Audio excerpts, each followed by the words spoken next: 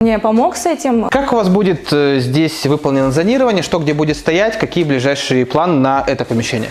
Ну, наверное, больше всего, ну, что-то тоже стандартное, да, то есть здесь зона ТВ, какой-то посередине диван, главное не в края какие-то, хочу, чтобы вокруг него можно было ходить.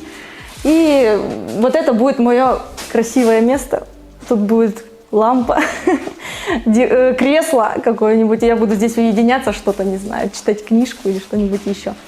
И здесь кухня по стандарту, то есть она у нас очень большая получилась, как раз за счет того, что мы убрали вот эту комнату, у нас многое что сместилось. То есть у нас будет такая большая глубокая кухня, сюда много что может поместиться, даже здесь